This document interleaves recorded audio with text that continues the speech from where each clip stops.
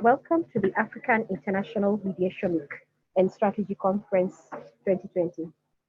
Today is the first day of December in the year 2020, and this is our evening session at 6 p.m. of the International Seminar on Political Questions, hosted with the Karuna Center for Peace, USA.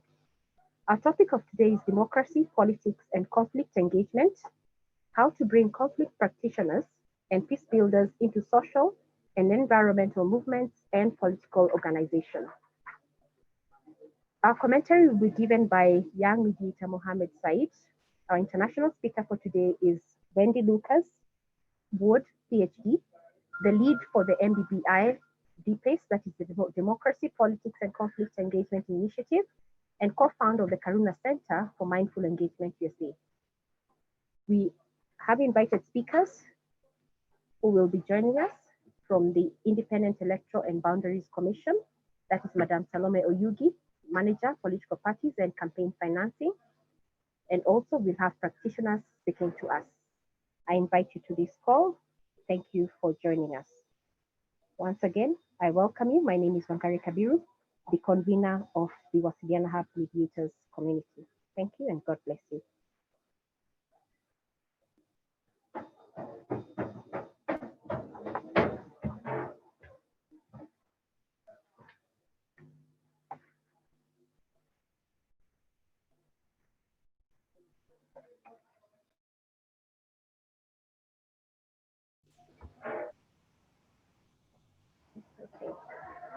Welcome to the African International Mediation Week and Strategy Conference. Today is the first day of December in the year 2020, and we have our session today, which is focused on the political question with the Karuna Center. We also have our guest speaker from the Independent Electoral and Boundaries Commission, that is the IEBC. We will start off with a presentation from Wendy Lucas, and then after that we will have reactions to the presentation plus insights from Madam Salome Oyugi of the IEBC in Kenya. I will start us off with the Kenya National Anthem in Kiswahili. E Mungu nguvu yetu, ilete baraka kwetu, haki iwe ngao na mlinzi, na tukae na undugu, amani na uhuru, raha tupate na ustawi. So welcome, my name is Wangari Kabiru, the convener of the Wasilianahub community. Wendy, how are you today? I'm well, thank you. Good morning and good evening to everyone. I'm so happy to be here with you. Yes, it's good evening here and it's good to have you. So I'll give you the session. Kindly, if you can take us through, this is your session today. Thank you very much. Well, thank you, Wangari, and thank you everyone for attending here today. I'm Wendy Wood, and I actually work in the United States and have worked in Africa over the years as a conflict professional and a social scientist, and I really appreciate the opportunity to be here today. Wangari asked me to talk about an initiative that is happening in the United States called the Democracy, Politics, and Conflict Engagement Initiative. We call it DPACE for short, and PACE, as we know, PACE means peace in many languages. What DPACE is actually gives us an opportunity to bring mediators, conflict practitioners, and peace builders into the social and political spaces. So today what we're going to do is talk a little bit about DPACE, about the way that we got started with this work, about a conflict literacy framework that we developed over the last year, some tips and tools as to how we got involved and why we find that it's important to have mediators in these political and social change spaces. And then some other small pieces and an opportunity to be in some dialogue with each other. So again, thank you all for attending. So DPACE was created in 2017, post the US 2016 election. What we saw that was happening was social movements and political organizations were struggling internally and between each other to bring some of their conflicts into alignment with their mission. There was a lot of internal struggles. So we formed a group called Democracy, Politics, and Conflict Engagement to provide a network of support and services to people and organizations who work in these social movements, political spaces, and organizations. These were folks like activists, organizers, people who were involved in the electoral systems, people who were advocating for change. And what was very interesting as well, the basis of much of what they do, looking for change because there is a conflict that might exist, say hunger or child welfare or health access to healthcare, for example. It's often based on conflicts, yet they haven't brought the tools like we have as mediators to those areas to help them become more resilient and transform their conflicts into things that are more generative and transformative.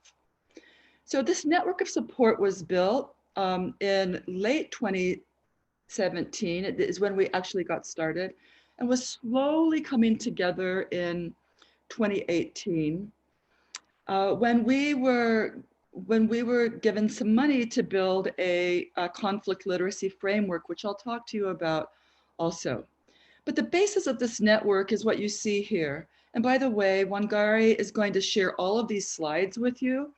And I put a lot of information on these slides in order to ensure that you're able to have as much information as possible. But again, we came together and have built what we call a three-legged stool related to the work we do. One is to partner with conflict and peace-building practitioners who work in social impact groups and political organizations, and in particular in communities who are experiencing conflict. DPACE is also a resource hub for local organizers, activists, and other conflict practitioners like yourself who work in the heart of their communities in all these social movements and these political organizations and these spaces. We work across parties, across ideologies, and across systems. The other thing that we do is actually provide direct services to help develop and conflict engagement capacity. I think that's a big thing that one of the major focuses that we have is to build conflict engagement capacity in these spaces. We want organizations to become resilient within these movements. We do everything from mediation to training to assessments, which we have a whole list of in the conflict literacy framework. We do dialogue, facilitation, coaching. We bring ombuds processes together. We're even now certifying mediators in these organizations. So let me get to the next one. Oh, it's not moving to my next one, so hold on. Excuse me. Here we go. The DPACE initiative partnered in 2019 with Mediators Beyond Borders International. This is how I came to meet Wangari several months ago. Mediators Beyond Borders International, I truly encourage you folks to take a look at their work as well. They work throughout the world, and most recently, they're doing some more work in the US, building grassroots, working with grassroots organizations and communities in conflict to do the same thing that we're doing with DPACE essentially, is to build their local capacity for peace and promote mediation and conflict resolution and transformation skills worldwide. So DPACE's goal, essentially, if you think about it, is to bring conflict literacy skills to the social change processes. What we mean by that when we talk about this is that during every element of social change, we find, and the DPACE initiative thinks it's really important for them to have their own skills. And I know that so many of you recognize the reasons for that, having worked in community, is that when we have more of our own conflict literacy skills, we're able to navigate difficult situations in a much better way. We really are interested in developing the capacity for these social and political movements to engage with conflict in ways that are constructive and creative. As we've seen in the past, even with organizations, and often with organizations who are struggling with the mission of the organization, they are in tense situations most of the time. The conflicts that happen become destructive rather than constructive. And we know as peacemakers and as conflict practitioners and mediators that we can actually help make conflict more generative and transformative and actually constructive. They can learn to deal with it in a different way. You'll see right here, because we're going to move into this next piece, a website link here, the dpaceinitiative.org/framework. This is what we're going to talk about, but I'd like you to write that down if you can, and when you get an opportunity, please take a look at the framework, because it will go through the details of building conflict literacy in these organizations. But let me give you just a highlight of what is in this framework. Again, this is a framework for building conflict literacy, capacity, and resilience, particularly in social movements and political organizations. Now, I want to say first that, and recognize that this is in the context, essentially, of US politics and US social movements. That being said, I think that you will recognize them in that the nature of what we're talking about is really the essence of the work we all do. And so two things before we start into this.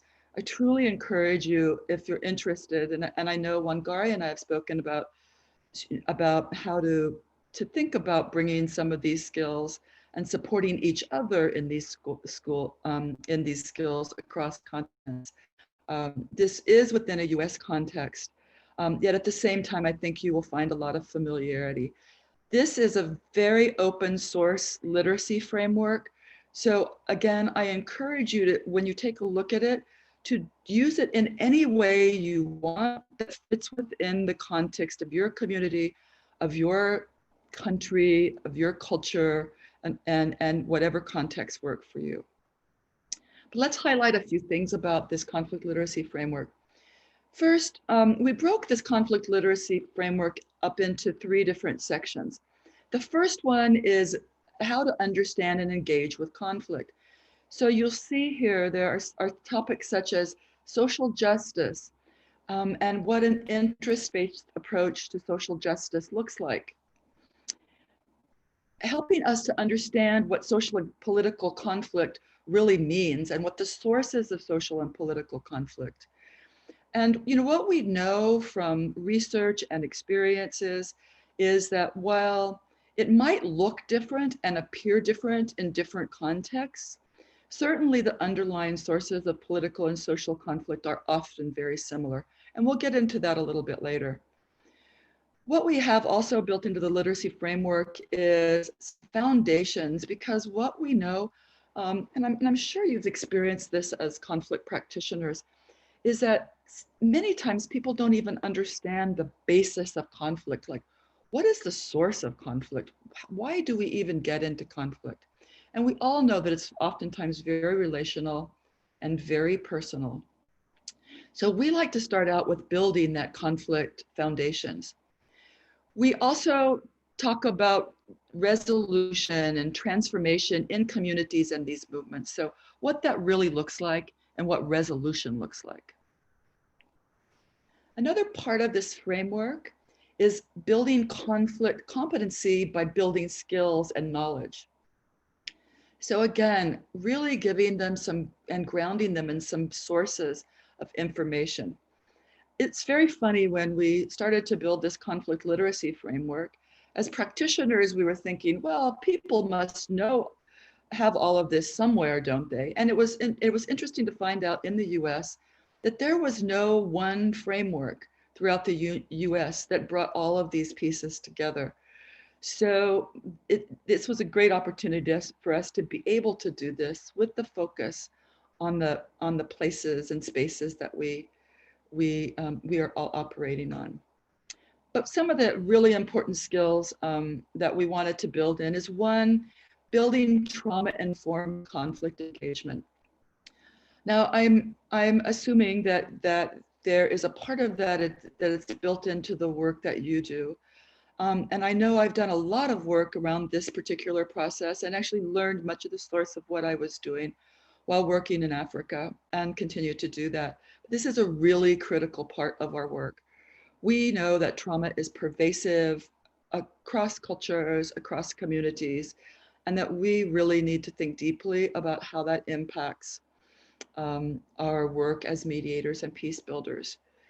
And it actually happens within organizations as well. People are bringing their own experiences and their own communities into these spaces, and trauma-informed work is really critical. Another piece that we're finding a lot of in the US, and this may also be happening, I'm assuming, pretty sure it's happening throughout the world, is building conflict-sensitive approaches to social media. This is a new and burdensome actually effort by all of us. Social media has played a huge part in bringing conflict to and conflict based on lots of non-facts and mistruths that are building a lot of conflict throughout our country, at least. We also building skills like dialogue and facilitation, collaborative negotiation, multi-stakeholder engagement, and consensus building.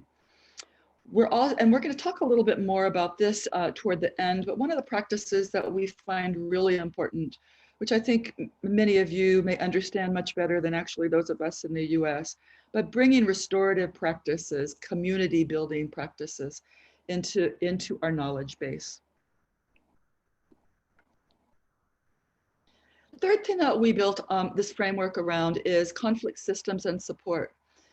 We would be remiss if we don't if we aren't reminded and don't remind the people that we're working with that conflict exists within systems. And so we really have to address not only the interpersonal situations that go on, but the systems that that we have and how they are also often in conflict. So we talk about things like leadership and how to build conflict competent leaders in organizations, how to build systems within your organizations, and design these systems so that people have a place and an understanding as to what happens when conflict happens in their organizations. Is there a way that they can get support? Are there other people who understand this? And this is one of the things we've started doing here, which has been extremely well received, is that we're starting now to certify mediators within conflict political organizations and systems. So they have embedded within their own groups certified mediators like yourself. One of the other things is that we're really wanting them to get a good handle on what mediation is. In the US, and I'm not sure if this is true throughout the rest of the world, but I think it is, mediation is often an umbrella, a word used as an umbrella for many other things, where sometimes people might think they need mediation. What we know, and I'm sure this has been your experience, is that we go in and that might not be what they need. They might need more coaching. They might need more understanding of what's really happening. And so we really give them a good foundation about what mediation is. Conflict coaching has become really essential part of the kind of work we're doing in these spaces, really coaching some one-on-one or within teams and helping them address certain situations and giving them some skills and tools. The other thing that we're trying to help folks build within these organizations, and this is more down the line, admittedly, this is not something that happens right up front, but is to try to use trusted conflict navigators, mediators within their organizations. And then you'll see in the literacy framework, we have some sample tools for helping organizations and helping us as mediators do some assessments and surveys to see what's actually happening in their organization. And again, feel free to adapt these in any way that might suit your needs as you're looking at those. So part of why DPACE formed is because we wanted people in these organizations to get a better understanding of the sources of political and social conflict.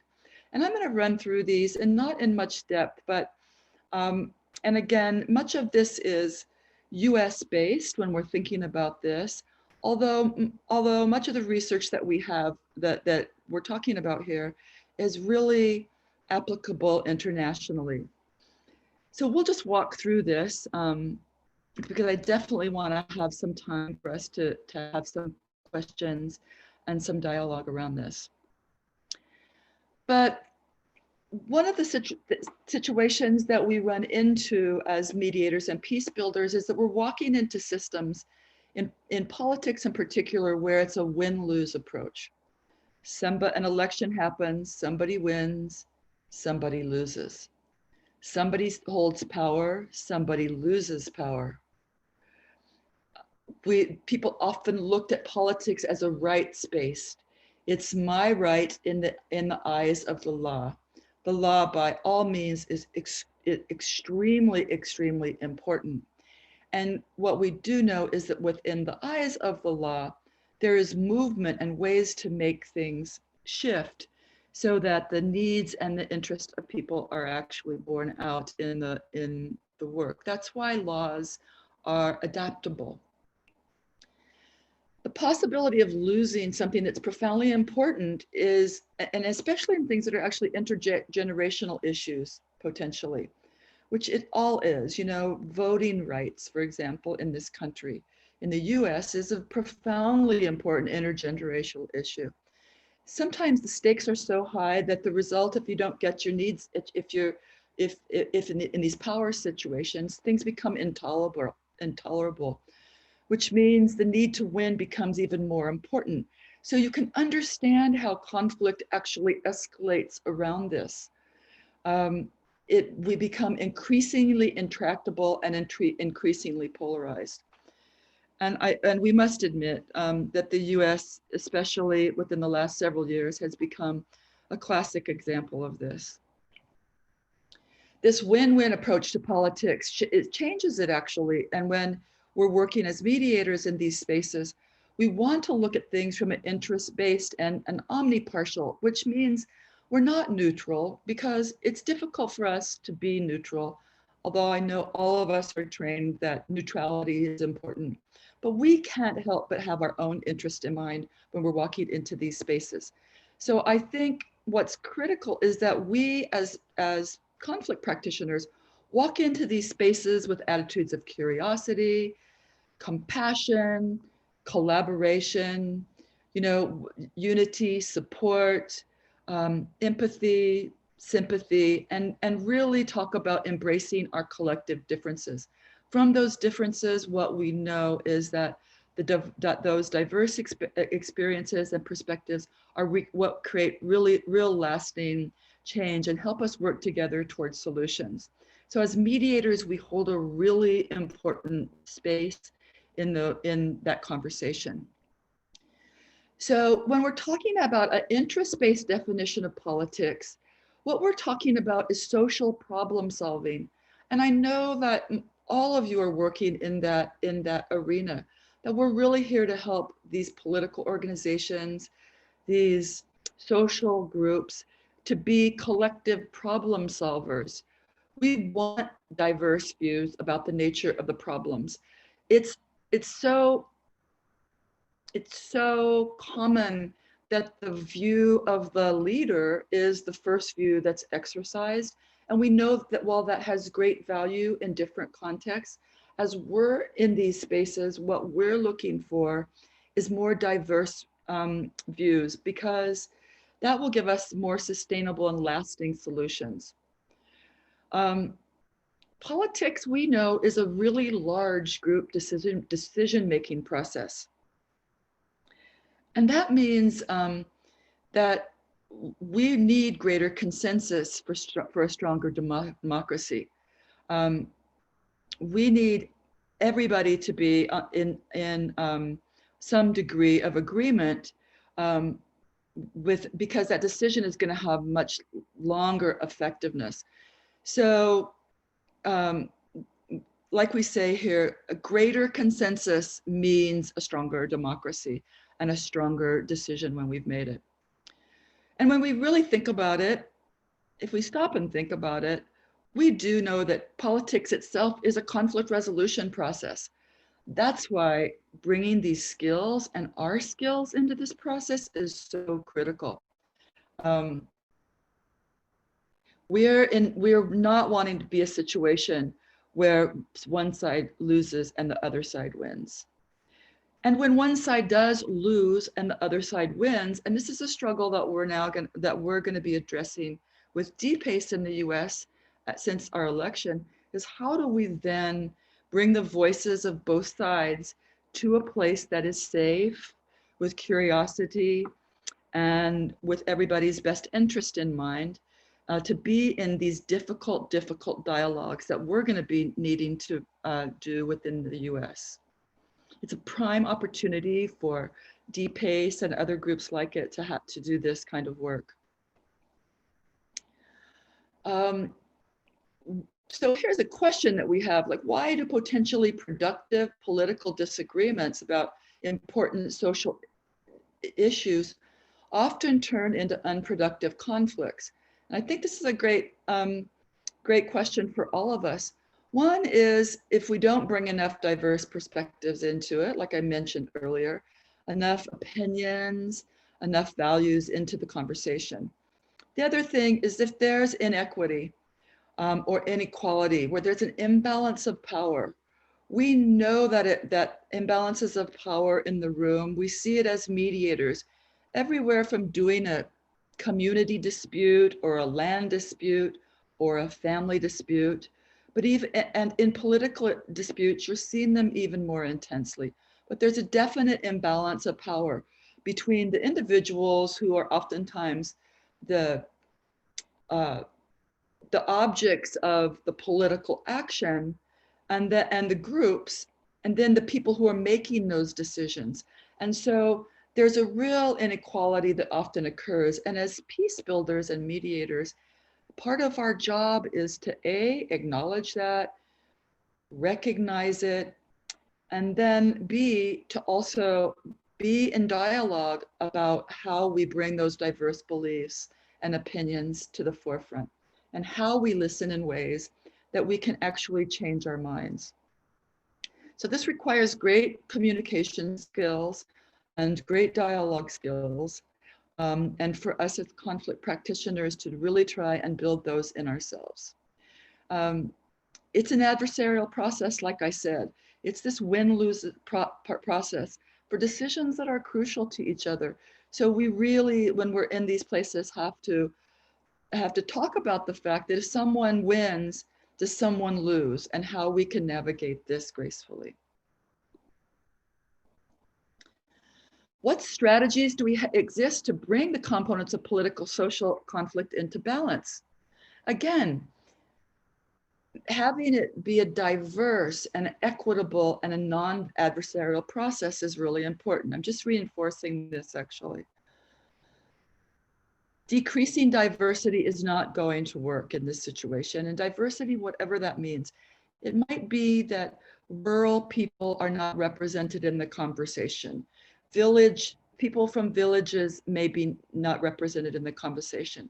It might be that just people within the city or wealth gaps. So we really need to think about how, when we're in these conversations, that we're addressing all of those diverse issues. And so we don't want to be in a situation where we're decreasing the diversity. So we want to increase the equality, correct? And we want to talk about how we can change the process, which may not happen immediately, but it is something that is underlying in the work definitely DPACE is doing. When we're looking at the social decision-making and political processes from DPACE's perspective, we look really deeply at the content, like what are the fundamental questions to be addressed? Is the focus on deciding between specific solutions or changing the situation? What are the underlying needs? I think that's very critical. And as DPACE practitioners, this is a huge question that we're always bringing into the conversation.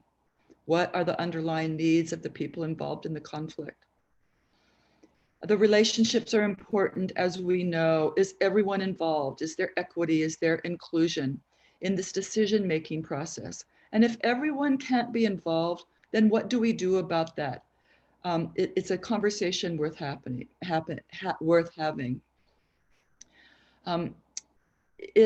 Is there a way that we can bring more quality to relationships? But as peace builders and mediators, we need to understand what the quality of the relationships means. And the process, is there a path for collaborative decision making? I think it's really important that we talk about that we have something in mind when we're walking into these social movements and political spaces, that we have a path to collaboration in mind, and that we have the conversation with the people about what that path might look like. And what happens when we stray from that path? The conversation always has to come back to, are there going to be winners and losers? And if so, what that means. Are the participants able to share their experiences about the topic they care about? And does the process surface deeper underlying issues? This is really critical for us because what we know is that it's very easy for people to talk about the conflicts that are on the outside, but it's very difficult to go to the heart of those conflicts. So we have to be prepared as mediators to go there with the people who we're engaging with.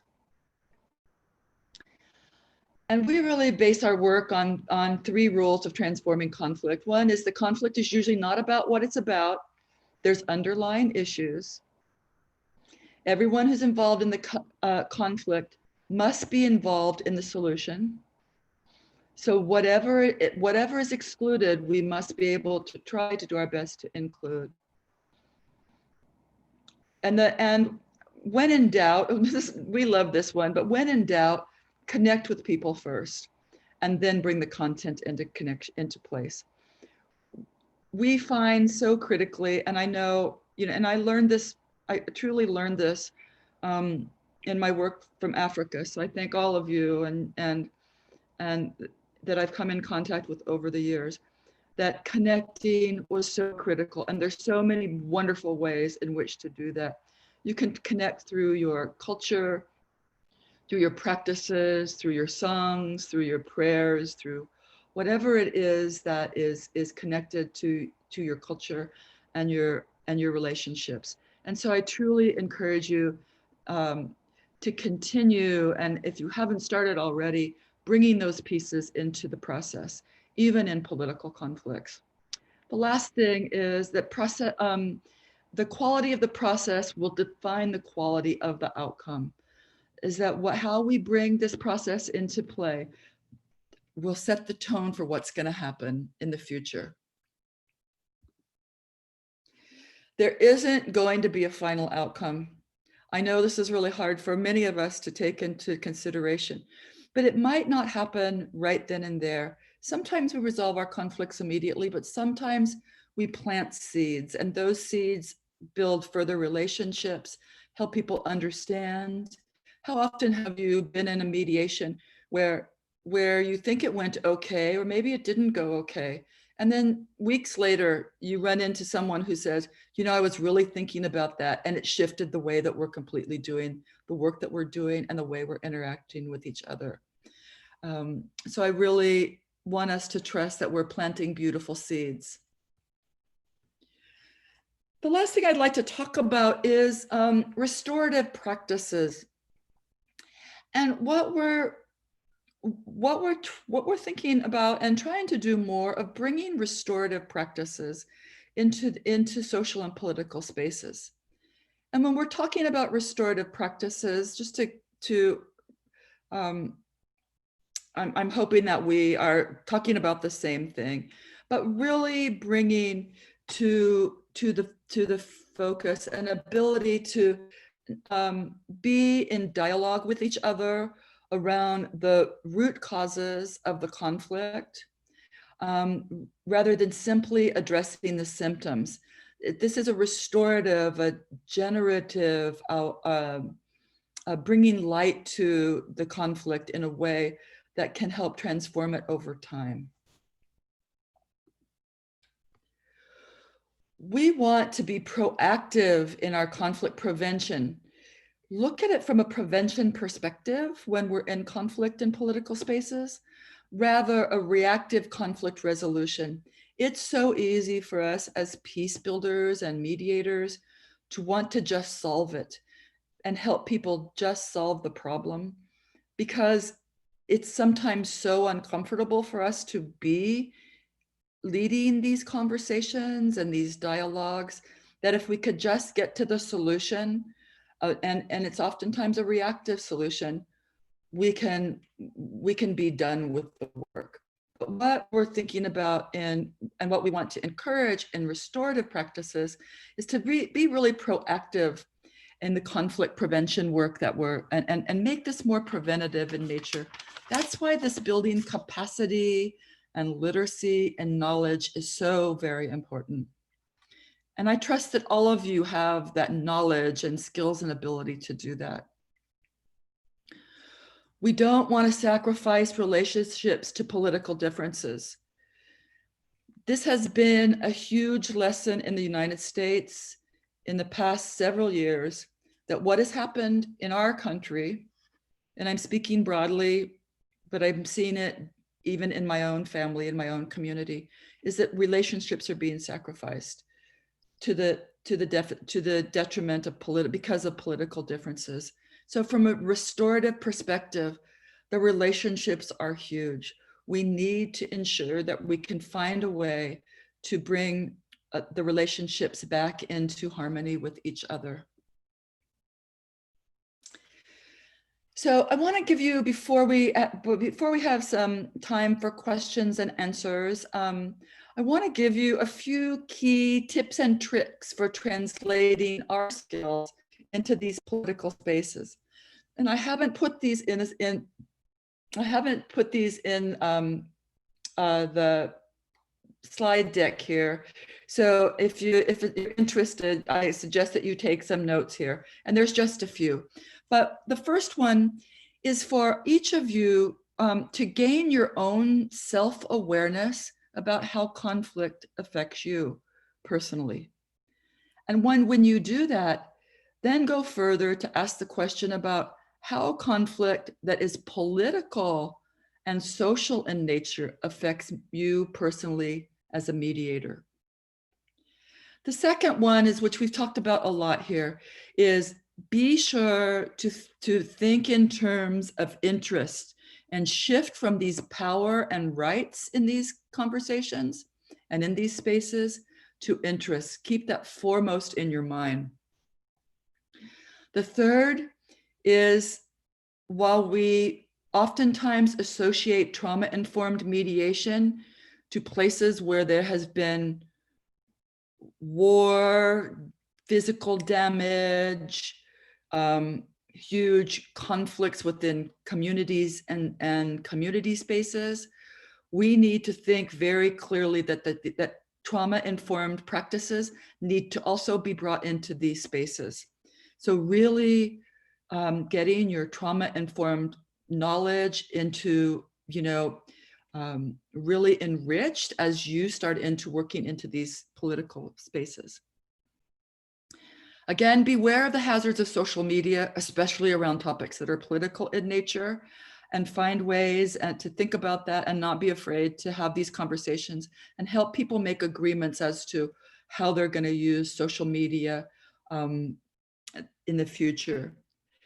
Staying focused on the present is really crucial. And the reason we say this is because political and social conflicts are generations in the making. And and there certainly is time to have those conversations, but when we're in this space working on a conflict, we have to help them be able to do this in what's happening right now and what they see as the future. The biggest one I think is important is not to expect people to compromise over their principles. So we really aren't asking people in these conversations when we're mediating these conflicts to change their values or change their principles.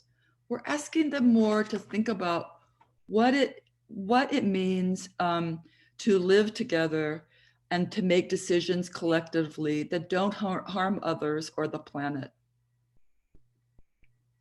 I'm going to go back to this one in just a minute, but I want to share with you a quote from John Lewis, who was a congressman who was in our Congress for many, many years, much admired man. Some of you may know him, who died this year.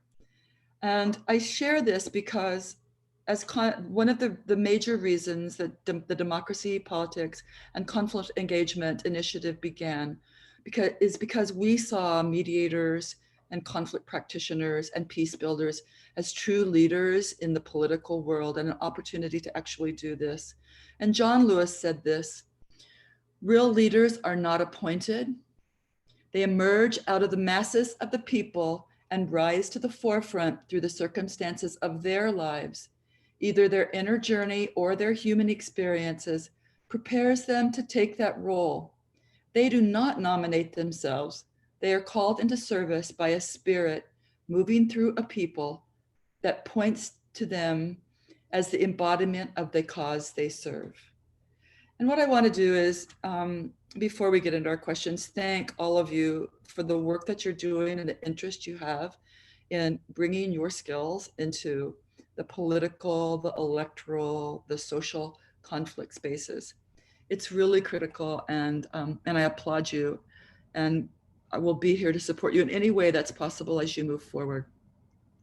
So with that said, thank you for letting me talk as long as I did, but I'd love to open up the conversation to any questions you might have, and to think about if you have seen any conflicts in these in social change movements and organizations, and any thoughts about how you might bring value to that work. So I think we have about 10 minutes, and I'm really open to any thoughts or ideas or questions, conversations you might have.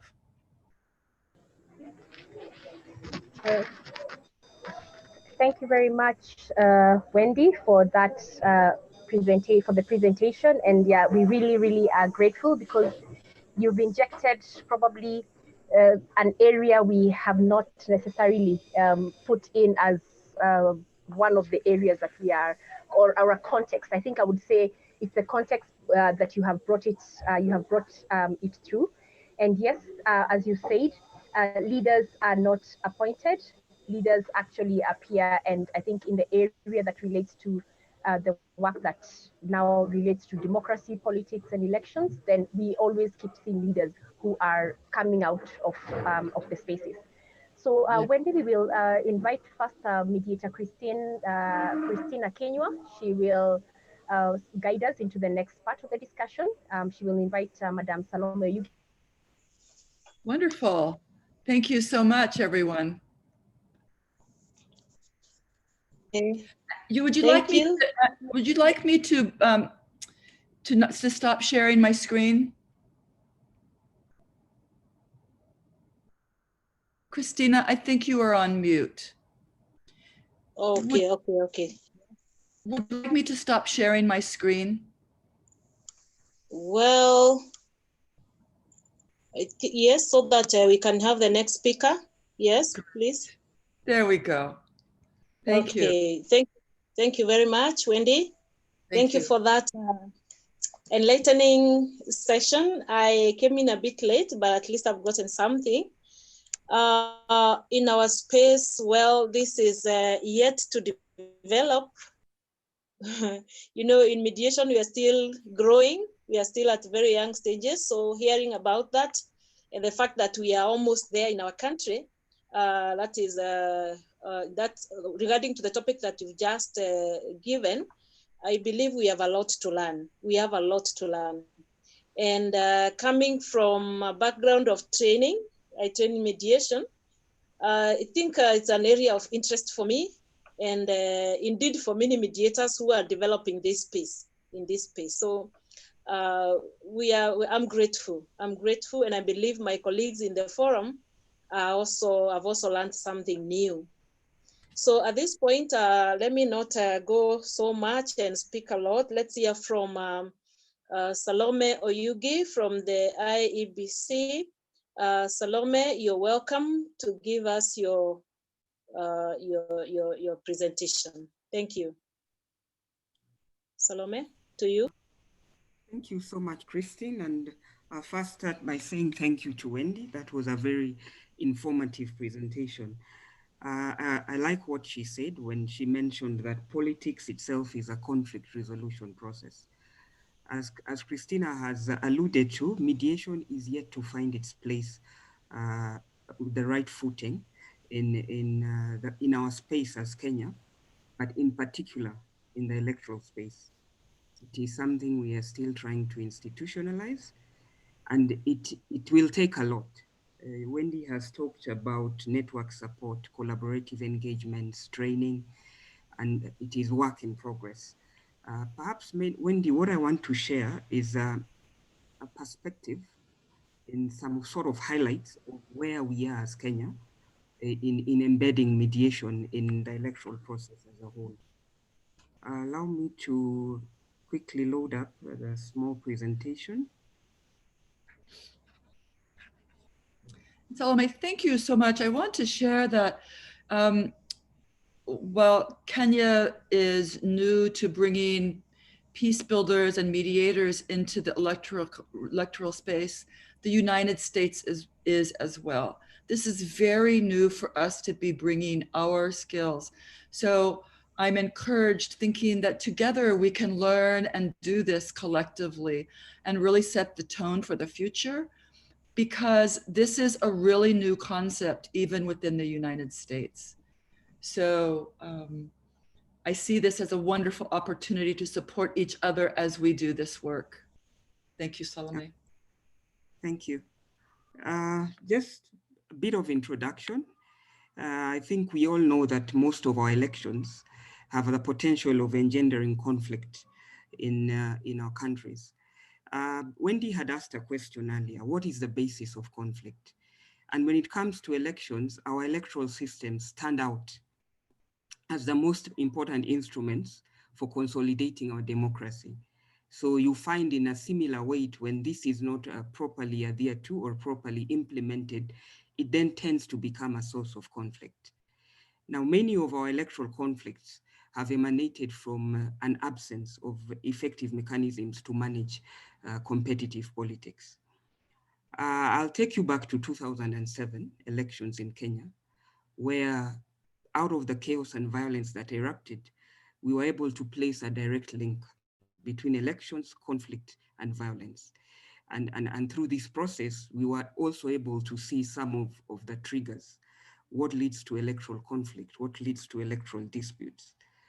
Now, based on this, even as EMB practitioners, electoral practitioners, we are alive to the fact that we need to put in place certain strategies, and this cannot be done alone. We need constructive engagement with key stakeholders in the electoral process with one focus: how do we reach consensus when addressing election-related issues? Now, the call for this has been to institute dispute resolution mechanisms and conflict strategies that are sustainable. And to do this, we must acknowledge the role that politicians play, both in governance and even in security of the country. If these are not taken into context, especially in respect to our societal values, then we don't get the mechanisms and strategies right. Now, I say this because most of the EDR mechanisms that have been implemented in a number of emerging democracies in Africa have been hinged on cultures and ethos of democracy. And in Africa, this takes a different and unique context to what you may see in the Western world. And it raises a number of questions that pertain to our governments, our existing judicial systems, security agencies, all these aspects have a way of breeding into one space.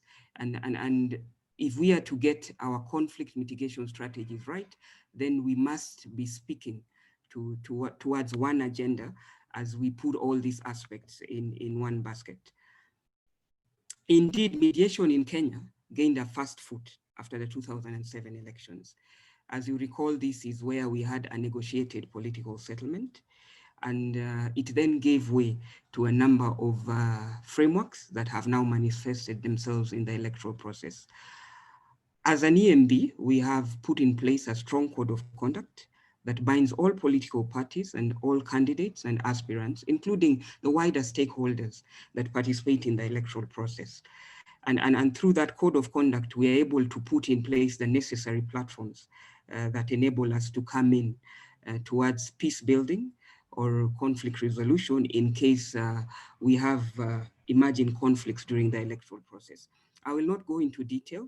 We will share this slide in entirety, but there are certain provisions of the Constitution and the electoral laws that give the EMB this basis to regulate or to come in through these alternative dispute resolution processes. The EMB is empowered to settle these disputes through the implementation of the code of conduct and through regulation of the processes by which political parties conduct themselves for purposes of elections. We have a number of EDR bodies that partake into this conflict resolution process. We have an inbuilt dispute resolution process within the EMB, composed of the chairperson and his commissioners. The same is replicated with respect to violations of the Electoral Code of Conduct. And we have more of conflict management panel-like outfit in the name of peace committees. And these mediation panels that we put right at the lower electoral units with an attempt to alleviate any conflicts that may arise ahead of any election process and by and large impact free and fair elections. We also encourage internal party dispute resolution mechanisms where we have political parties addressing their own conflicts within their own dispute resolution boards in a hope that they can resolve some of these conflicts before they escalate to the EMB or before they result in major election petitions or disruption of the electoral process. Within the same rubric, we have what we call the Political Parties Dispute Tribunal, which is specifically established to deal with issues between political parties and their candidates. But perhaps in understanding the place of mediation in the electoral process, two key platforms stand out in Kenya. What I have referred to as the peace committees is what would normally be referred to as conflict mediation panels in most countries, and in particular emerging African democracies. Our electoral law mandates us to put in place these peace committees. Each political party agent is expected to acknowledge the activities of these peace committees. Now, the peace committees are very central because they have the power to reconcile political parties, to mediate disputes, and even liaise with the various government agencies or bodies that are bestowed with the mandate of ensuring that electoral malpractices or violations of the code of conduct are not committed. As I have alluded to earlier, these peace committees were established with the understanding that it is time we embrace alternative dispute resolution mechanisms in conflict management around election processes, because we have come to appreciate that they are more cost effective, they are rapid, they are closer to the people, and it then makes it a speedier process towards resolving any disputes in an election situation. Composition here is key, and Wendy has alluded largely to this, the importance of skilled persons to sit in mediation panels, people who are well-trained. And the questions then we would be asking ourselves, if we are to fully institutionalize these peace committees, what are we expecting this outfit to bring to us? Are we looking for respected and skilled local community leaders? Are we looking for legal practitioners? Must they be expert mediators? Are religious leaders enough? Are political representatives required? And perhaps they are listening to Wendy. She gave us a bit of strategy in terms of restorative practices, and perhaps this is where political representatives would be instrumental, even as they sit in our conflict panels. But they have worked to some extent. They have been accessible, their presence is visible, at least the ordinary Kenyan is able to approach them, as opposed to reaching out to the broader dispute resolution bodies and court system, as we all know it in the electoral process. I want to pose two questions as I conclude on the issue around conflict mediation panels. And the question I pose first is, does the presence of a panel of mediators help in reducing violent confrontations? Is it sufficient to have these conflict mediation panels at the lower electoral units in a bid to mitigate an overspill at the higher level? And there are critics who have looked at this as what they call a band-aid solution. And they ask us, why must you look for mediators as experts? Isn't it time you train all election officials in conflict management so that at any given time you have permanent conflict resolution experts? This is a route we may want to take, but as I mentioned earlier, it is something still taking shape, and we would be interested to hear particularly from you, Wendy, how best we can improve on this process. We also have something that we similarly borrowed from South Africa. This is the political party liaison committees. Now, these were established with the principal objective to serve as vehicles for routine consultation. And this happens between the EMB, the Office of the Registrar of Political Parties, and all political parties. We make it mandatory that at least each political party sends a representative. And this platform has been very instrumental in conflict prevention, because when issues arise during the electoral period, then we find a tripartite way of coming together and negotiating over some of these teething and emerging issues and arriving at consensus building to move the election forward. Now, some of the procedures that we have seen working, I have mentioned the PPLCs, they have provided that space. We've been able to share our concerns, either as an EMB or even themselves where they have inter-party conflicts. During elections, the conflicts become heightened because of the competition, which often is never very healthy. Emulating the ADR processes, the peace committees are usually more influential, especially during polling day, because they're easily accessible during campaigns and offer immediate redress as opposed to waiting for the post-election phase. And of course, ultimately, where the two fail, we then resort to the adjudicative platforms, that is the Commission's Dispute Resolution Committee and the PPDT, the Political Parties Dispute Tribunal. We have, to some extent, to achieve this objective, we've been able to train a few election officials, empower our dispute resolution panels. We've enhanced public awareness on what constitutes an offense, how best can we reduce conflicts during an electoral process, mainly through established structured engagements and heightened coordination between mainly government implementing agencies that are seized of this similar mandate. As we explore best practices, I pose the question, how can we prevent, manage, and resolve disputes with a view to deepening our democracy and ensuring at any given time that we have maintained stability in our electoral processes?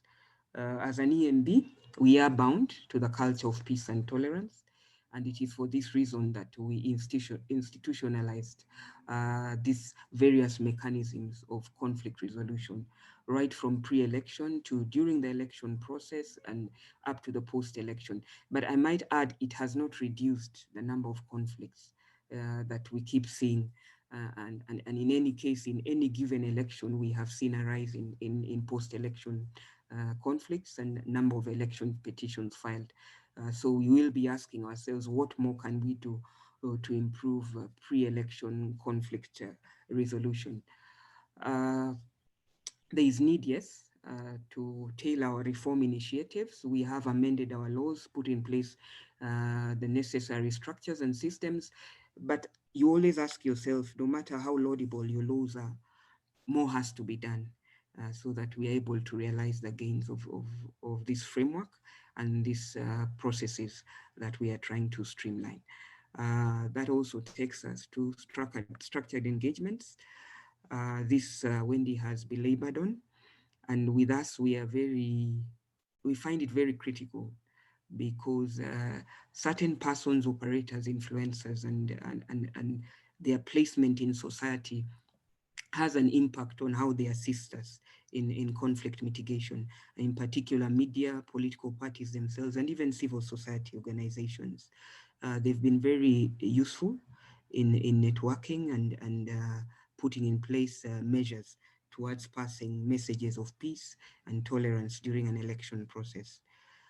We continue to explore constructive mechanisms. In most cases, we benchmark from those already existing in various African countries. We would be glad to hear much more of where we can draw synergy from. And we also review intervention strategies from international partners like yourself, Wendy, who have been very, very useful in helping us put our strategies together. I just want to conclude by giving a snapshot of how the AU, the African Union's overall approach to conflict resolution in elections. They single out 3 key points. That peaceful resolution of disputes must place emphasis that seeks to find solutions to African problems. That is the test we are putting to ourselves as mediators, both internationally and nationally. Responsibility for security and stability, even as we roll out these strategies, and the need to ensure that at any given election period, conflict resolution produces 3 key things: peace, security, and stability in the electoral process, and for the nation to develop and flourish. Thank you. Unless we have, I'll be waiting for questions. Allow me, before I sign out, I did pick a few things from Wendy that I think are very critical, and I'd perhaps be wanting her to speak more around them. You talked of conflict engagement capacity, the tools to be deployed. I would be interested to see how these are deployed within the election space. You have talked of some successes. I would also want to know, when are they best deployed, pre or post-election? And perhaps how deep has DPACE gone in terms of conflict management in election-related violence and election-related conflict, in terms of empowering our election management bodies and where to bring consultation and consensus building with our political leaders. Thank you.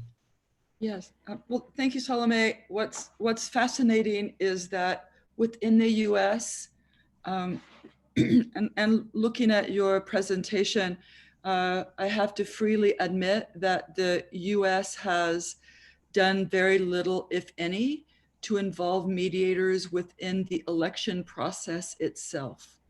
And it is something that groups of people, including Mediators Beyond Borders, is looking into for like early warning, early response to certain things that are happening.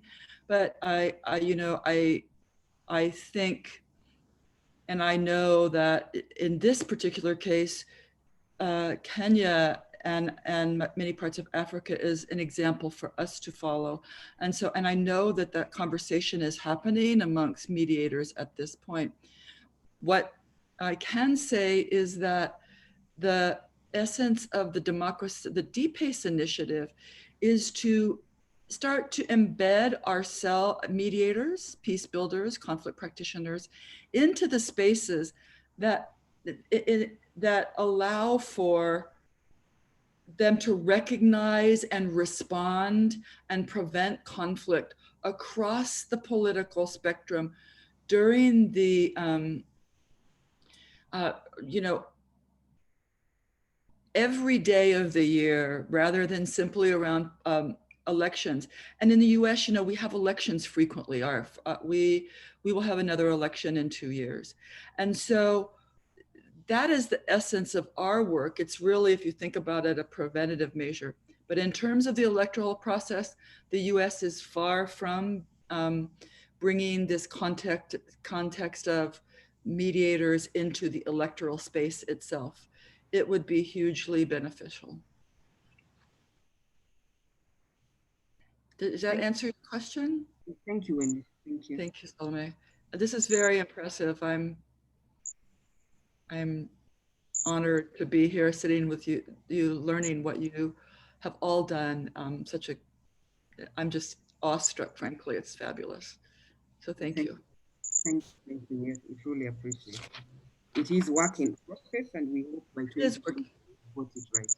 Yeah, you know what impressed me here, Salome, is that you are working at the community level, which my experience, which is so critical. And the question of do you build the capacity of the EMB, right? That's the electoral group themselves.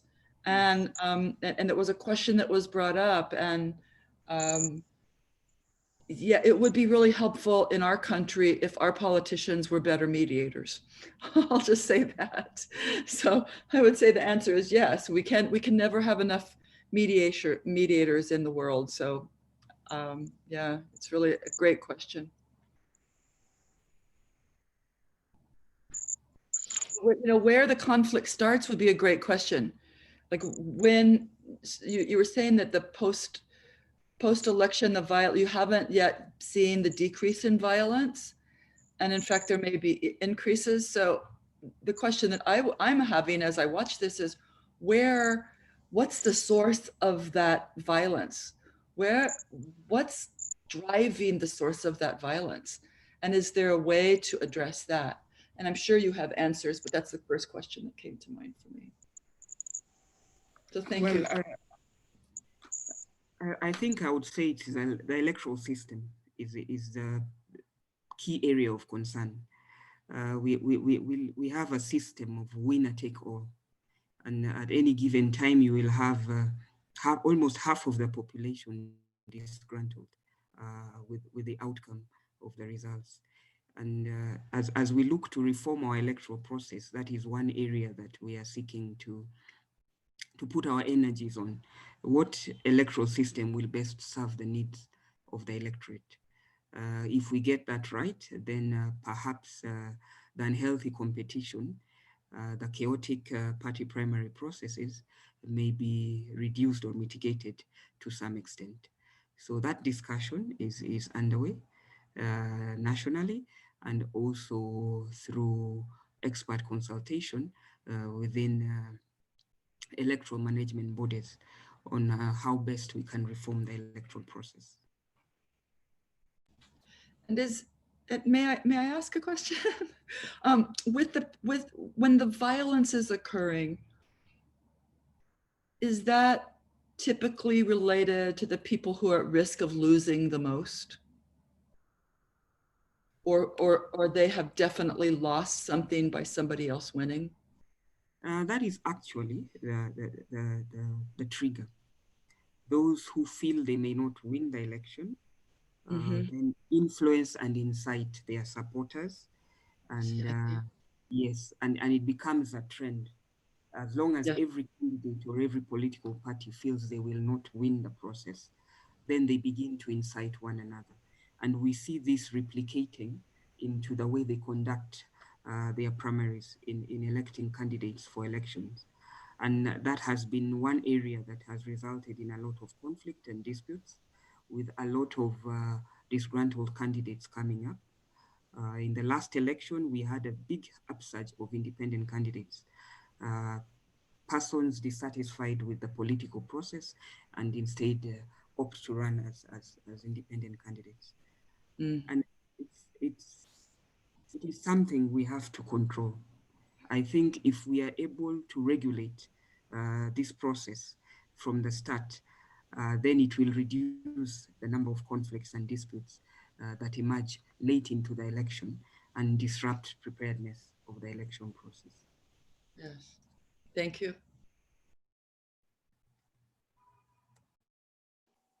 Okay, thank you. Thank you, Salome. Thank you, Wendy. Thank you, everyone. So Salome, I'm quite impressed by the fact that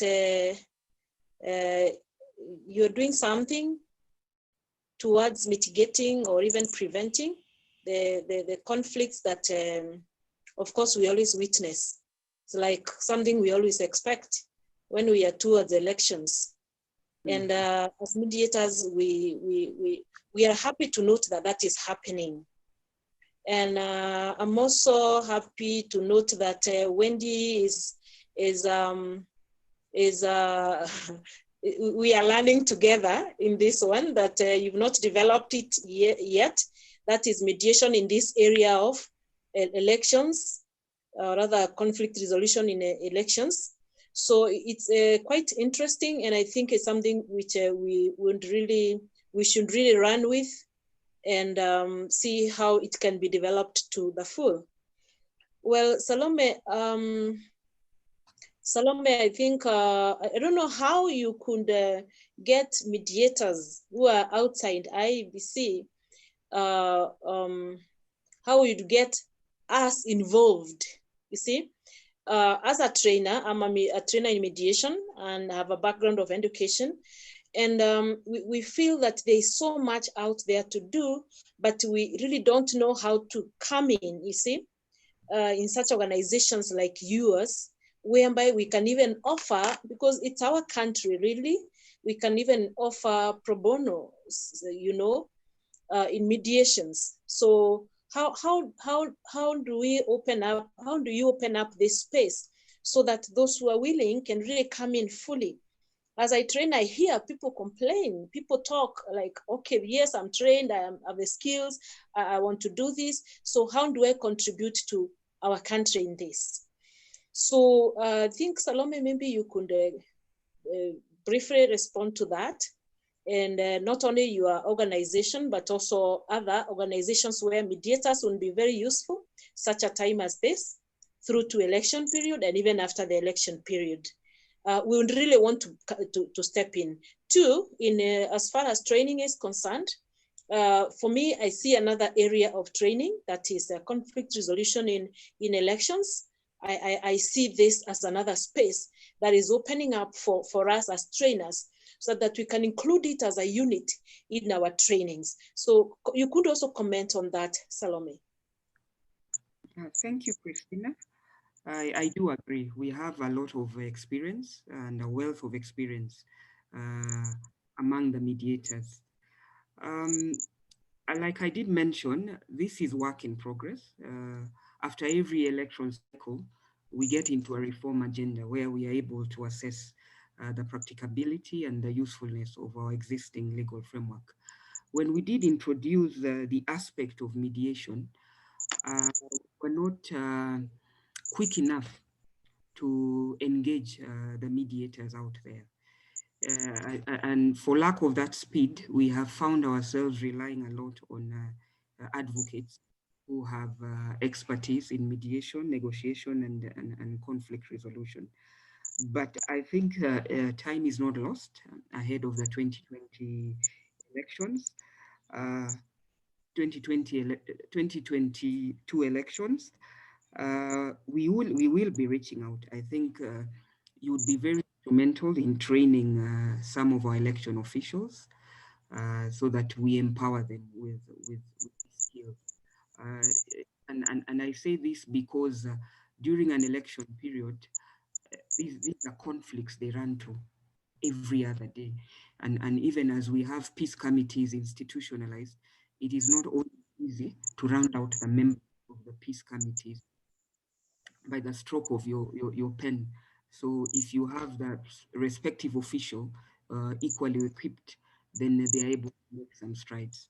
That said and done, nothing also stops us from engaging mediators to sit in our peace committees. And when we drafted the Elections Act and introduced the peace committees, it was a deliberate design not to legislate the composition of the peace committee. We thought it would be something that will be decided upon every election, such that outward looking. We pick those professionals, those representatives, members of society that we think will have an impact in this kind of conflict resolution. So Christina, the work is cut out for you. We will be reaching out as the EMB. Thank you. Okay, thank you very much. Thank you very much, Salome.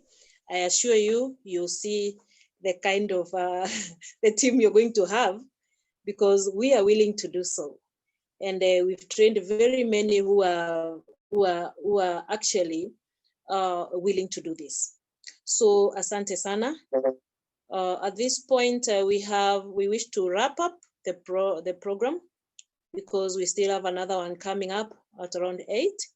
I appreciate you, Salome, for your time and for that contribution. And Wendy, thank you too for also your presentation that has opened our eyes to a great extent. You know, you are like our big brother, you know, or is it big sister in this case, in these things. And we, as you hold our hand, where we need to work together, we work together. So thank you so much all. I'm also happy, Salome, to hear that you intend to upgrade, or rather to build the capacity of the election officials in mediation training.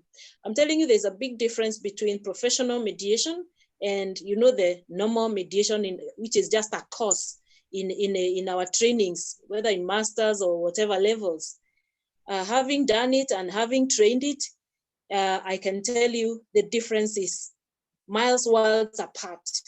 So giving us trainers that opportunity to come in and empower them with you, I believe it will go way ahead, because the kind of reports we are getting, the feedback we are getting after we train the policemen, that the OCSs, the pastors, teachers, and chiefs, the feedback is like, my work is easier. I'm able to manage conflicts better now. There's 80% resolution. So you see, the feedback from the field is good. And as I speak, I'm speaking from Kisi, where I'm doing a mediation training. So people are like, well, what do we do when we get to get there? And right now, I'm telling you, I have an answer, and I'm happy to say so. So let us now close. I will ask Jane Amiri to take us through a vote of thanks. I appreciate our speakers, our facilitators this evening. Jane, over to you. Yeah, thank you very much for this session. You know, when we talk matters politics, we say politics is everything. It's what determines the water that we drink, the quality of that water, and the cost of that water, the education that we get, the shelter that we have, and the peace and tranquility that we have in our country. So this conversation is a very useful conversation, and listening to Wendy and Salome speak and hearing that politics is a conflict resolution process, most Kenyans will tell you out of experience that actually politics is the cause of conflict. So I am delighted that we are starting a process of engaging in a very useful discourse. And so I am delighted to pass a vote of thanks to Wendy Wood for the presentation that she has made, and also to thank Salome for the presentation that she has made. Now, you'll agree with me that what has been started here is so timely. Kenyans are in the process of engaging in a general election. And this process, as we always say in Kenya, the next election starts when the current one comes to a conclusion. So temperatures gearing towards the next general elections are already rising. And so mediators plugging in this process is very important. I would like to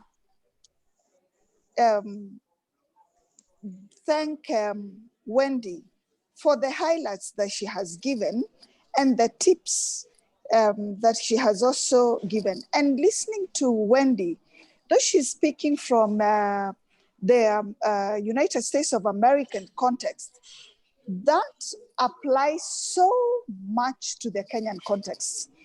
And we actually need to start our preparation moving forward. As Salome has told us, and has briefed us about the mechanisms that the IEBC has put in place to resolve conflicts, and not even to resolve, but to prevent conflicts from from occurring and degenerating into violence.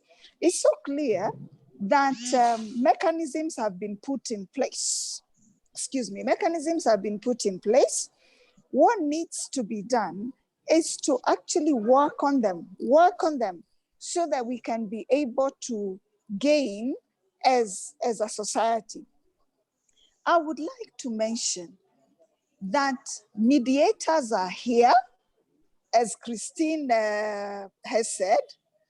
She's already working on it. She's out there in Kisii working now as we speak. But we have a pool of mediators. At Wasilianahub, there is a pool of mediators who can be engaged in this process. And I'm happy to hear Salome say that they're going to reach out. They are going to reach out to mediators so that we can be engaged in this process together.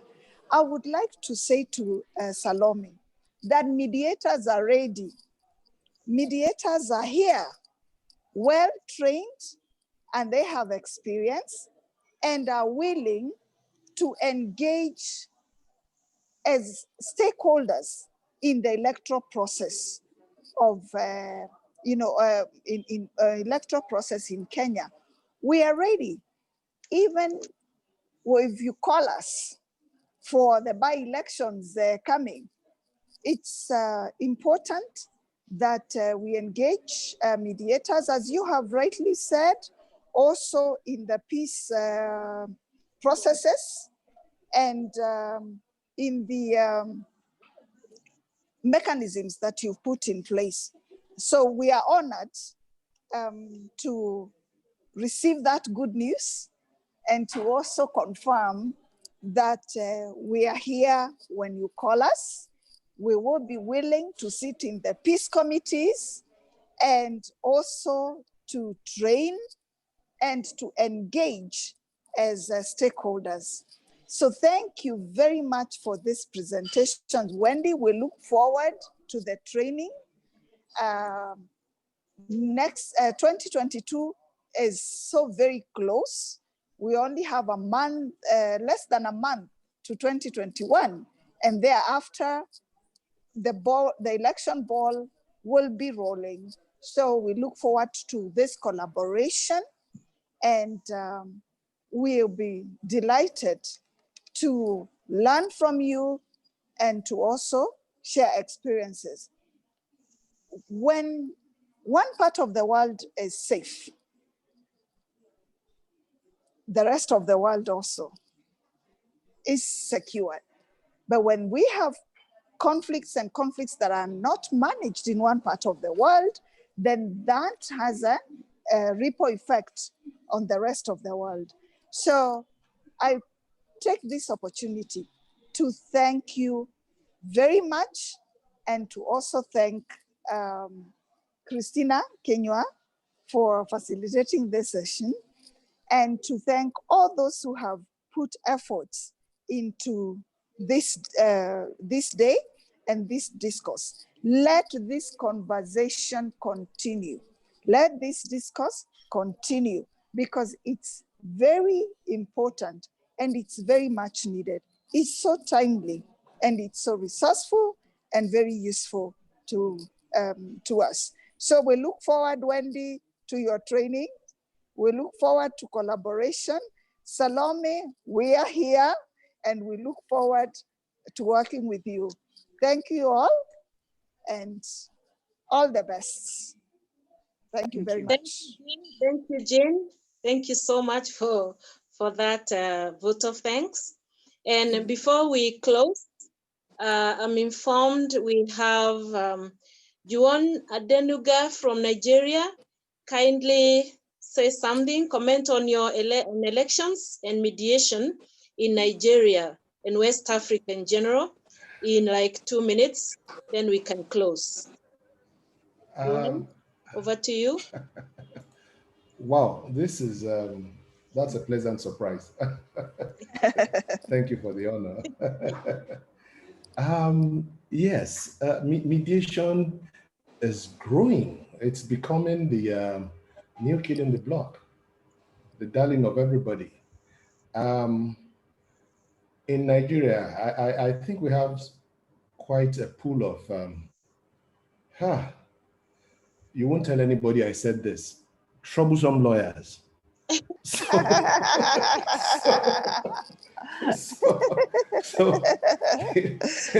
litigation is a nightmare. So some of us went the way. I mean, we just saw that it was good to just find some alternative. And anyway, the courts were getting too crowded.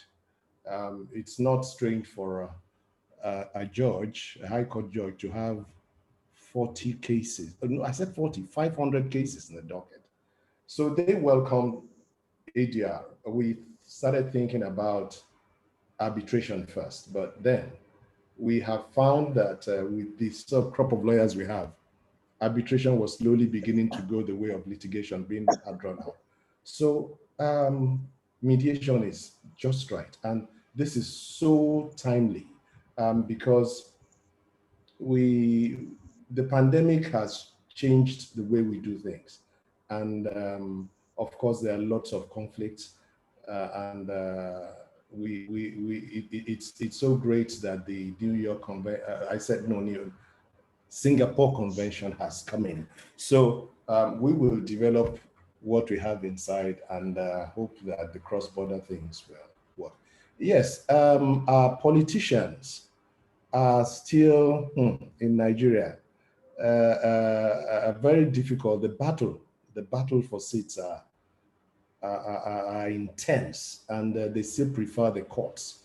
But I guess over time, we will begin to embrace mediation, because it's really the way to go. It doesn't focus on the adjudicator. It focuses on the parties and exactly the best they can get out of the conflict. They decide, and I think there's nothing like it. So, well, in Nigeria, mediation is certainly picking up seriously in-house. And it's good that it's going international. And well, I'm from Nigeria and from part of ODR Africa. And what ODR Africa is all about is to to develop easier access to justice in Africa and beyond. And not only the easier access to justice, to improve the process. And that's why most of us are thinking ODR now, which is really adapting technology, communication and communication tools to make the processes easier. Yes, that's what we're really working on. We had no choice anyway. The pandemic made sure about that because we had to stay around. Okay, thank you. I wasn't ready for that, so I think I shouldn't take everybody's time. It's nice meeting you, and as I said earlier, I disclosed that my love for Kenyans, and they've all been so wonderful. I missed what Wendy would say, but I'll watch out for it on the internet. I hope it's going to be on YouTube or something so we can watch. Yes. Okay, thank you very much for the opportunity to speak. Thank you very much. Thank you, everyone. Yeah, okay. Thank you very much, Joan. Thank you. It's good to hear that you are also with us. Yeah. That we are moving together in this. Yeah. Yeah, that we are learning together in this. And as the chairman of ODR Africa Network, please count us in. We are part of the African network. Yes. So that we develop in this space. Let me tell you, something. We kept off from this ODR and online stuff for so long until the pandemic, COVID-19, lockdown came. And we are forced to get into it. So, so you're right. We want to go that way. Could I mention for you, my Sure. passion is actually small and medium scale enterprises, because we found out that in that sector of the economy, a lot of disputes go unresolved because they can neither afford litigation nor arbitration. So they used police and they got into self-help and all sorts of inappropriate means of resolving disputes. So we had to reach out to them, and to reach out to them to go the proper way, we had to think of making access to justice as cheap as possible without offending any professional. So we just had to go the way of ODR. If you're living in, if there's a dispute between people living in cities 100 kilometers apart, we don't expect people to start traveling up and down. We could use email, we could use text. Now we even realized that you could use your phone, because we saw that so many people use smartphones now. For instance, I was doing a mediation a week ago, and then we lost contact with a party. What we did, I just spoke with all the others. The party was hearing us, but not properly. I just sought the permission of the parties to call this guy directly by phone and put him on speaker, so we could just continue the process. And that's how we ended. So we have no choice but to embrace technology to move forward. We just don't have a choice. Then you can do everything from your office or your room, as long as you dress properly. So, yes. So we have no choice to go the online. Look at me speaking to people in Kenya, making friends in Kenya. Looking at Wendy live. It's all technology. Yeah. Thank you, Joan. Thank you very much. All right, man. It's a delight to hear you and hear the passion in you. And I'm sure we'll be working together indeed. Oh yeah. So yeah, thank you very much. Thank you, ma'am. Has now closed, and we're going to close with our national anthem. National anthem. Our national anthem. We just play one stanza, our national anthem, and those who know it, kindly do it with us. We'll do the first stanza, and then we close the forum so that we have, we move to the next session. And kindly, you are all invited because we are doing the opening ceremony at 8 tonight, 8 p.m. tonight. So that's about 15 minutes to go. Just cut a cup of coffee and maybe a snack. And then we meet there at 8 after the national anthem. So Wendy, Salome, Juan, Jane, and everyone in the forum, thank you very much. We appreciate you. So the national anthem, we are going to do the first stanza. So those who know it, kindly do it with me. Oh God of all creation, bless this our land and nation. Justice be our shield and defender. May we dwell in unity, peace and liberty. Plenty be found within our borders. Thank you. Thank you. Please go get yourself a cup of tea. Thank you. Thank you very much. Bye-bye. Bye. Bye. Thank you, Bye. Christina. See you in a little bit. Thank you, See Angari. you. Bye. Thank you. Bye-bye. Bye-bye. Bye. Bye. Bye, Salome.